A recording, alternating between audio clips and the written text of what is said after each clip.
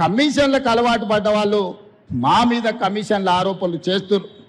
మా మంత్రులు చెప్పారు మేము టెండర్లు పిలిచిందే 685 కోట్లని. ఒక ఆయన చదువుకున్న ఆయన అంటాడు, మరి చదువుకున్నాడు కాబట్టి ఆయనకు గుండు కొట్టుకుంటే ఉన్నమతి పోయిందేమో నాకు తెలియదు, కానీ 3000 కోట్ల అవినీతి జరిగింది అంటాడు. చదువుకున్నాడు, చదువు రానోడు తాటి చెట్టు లెక్క పెరిగిండు. ఇబ్రాహీంపట్నం ఈదుల్లో పెరిగిన తాటి చెట్టు పెరిగినోడికి మతి లేదంటే నేను అర్థం చేసుకుంటా. చదువుకొని ఐపీఎస్ అయినోడు 687 కోట్ల టెండర్ పిలిస్తే 3000 కోట్ల అవినీతి జరిగిందని ఆరోపణ చేస్తే ఇంకా అతన్ని ఏమనాలో నాకైతే అర్థమైతే లేదు.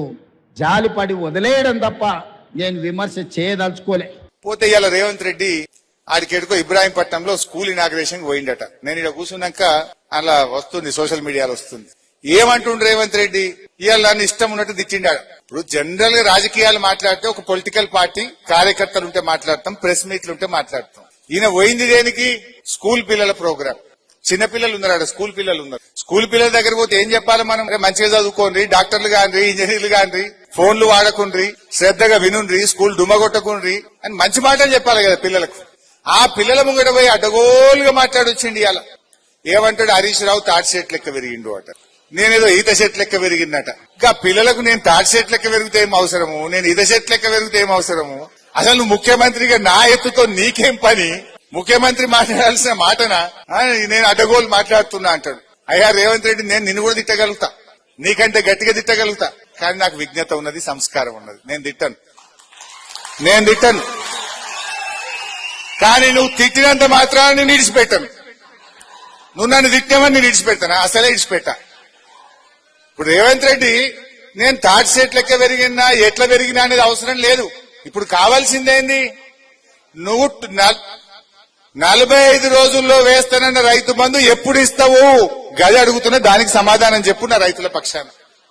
రైతు బీమా ఆగిపోయింది, గా రైతు బీమా చేస్తావా చెయ్యవా? గాముచ్చట కావాలి గాని నేను తాటి చెట్లకి పెరిగితే నీకు రైతులకేం అవసరం, నాకేం అవసరం, నీకేం అవసరం?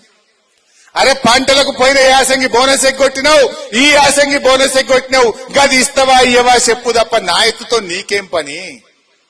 అరే పిల్లగాళ్లకు ఇవాళ ఫీజు రియంబర్స్మెంట్ ఇస్తలేవు.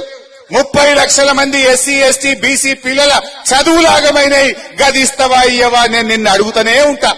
నువ్వు నన్ను తిట్టినా, నా ఎత్తు గురించి అడిగినా, నా పొడుగు గురించి మాట్లాడినా, బిడ్డ ఫీజు రియంబర్స్మెంట్ ఎప్పుడు ఇస్తావో నేను నిలదీస్తూనే ఉంటా.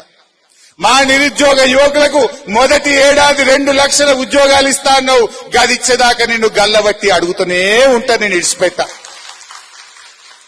గీముచ్చట మాట్లాడు, రైతు బంధు గురించి మాట్లాడవు, రైతు బీమా గురించి మాట్లాడవు, 24 గంటల కరెంటు గురించి మాట్లాడవు, ఫీజు రియంబర్స్మెంట్ గురించి మాట్లాడవు, పిల్లల ఉద్యోగాల గురించి మాట్లాడవు.